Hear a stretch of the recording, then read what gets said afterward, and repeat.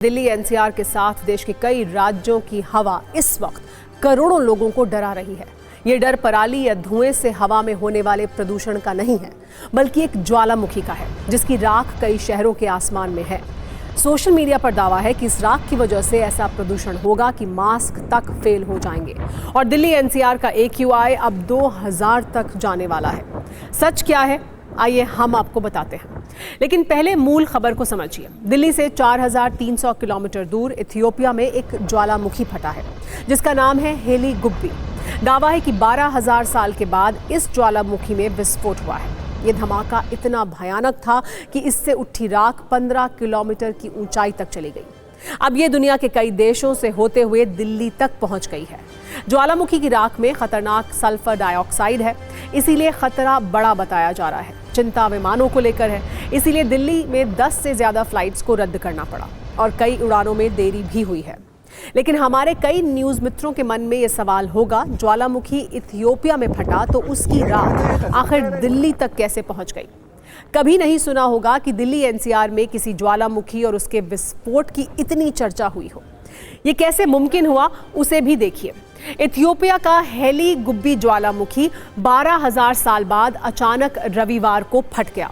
तो देखिए, यहाँ इथियोपिया में ये ज्वालामुखी फटा, लेकिन वो रास्ता जिसके जरिए हवा दिल्ली एनसीआर तक पहुंची है, जिसकी बात हो रही है, आइए वो आपको बताते हैं। वायुमंडलीय में मौजूद जेट स्ट्रीम हवाएं, जिनकी रफ्तार, ये जो जेट स्ट्रीम हवाएं हम आपको दिखा रहे हैं, जिनकी रफ्तार 100 से 120 किलोमीटर प्रति घंटा होती है, उससे ये राख लाल सागर को पार करते हुए यमन और ओमान तक फैल गई। फिर सोमवार रात 11 बजे ये इथियोपिया से 4300 किलोमीटर दूर भारत में दिल्ली एनसीआर, राजस्थान, गुजरात, महाराष्ट्र तक पहुंच गई। क्योंकि दिल्ली एनसीआर पहले से ही प्रदूषण की वजह से गैस चेंबर बना हुआ है, तो सवाल उठा कि अब राख की वजह से क्या हाल होगा, क्या और ज्यादा बदतर हालात बन जाएंगे। सवाल ये उठा कि क्या मास्क पहनने से भी काम नहीं चलेगा? क्या एयर क्वालिटी इंडेक्स अब 2000 के कांटे को भी क्रॉस कर जाएगा?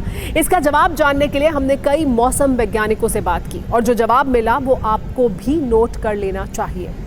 सबसे पहली बात और ज़रूरी बात, वैज्ञानिकों के अनुसार प्रदूषण पर इसका ज़्यादा असर नहीं पड़ेगा और इसकी वजह है राख की ऊंचाई। क्योंकि ज्वालामुखी फटने से राख का जो गुबार उठा वो बहुत ऊंचाई पर है, इससे ज़मीन पर सीधा प्रभाव नहीं पड़ेगा। एक्सपर्ट्स का दावा है कि गुबार सिर्फ हवा में रहेगा और कुछ घंटे बाद चीन की ओर बढ़ जाएगा। वैसे भारत में आज कुछ फ्लाइट्स भी रद्द की गई हैं, लेकिन ये कदम एहतियात के तौर पर उठाया गया है, क्योंकि विमान की बहुत ज़्यादा ऊंचाई होने पर खतरे की आशंका है।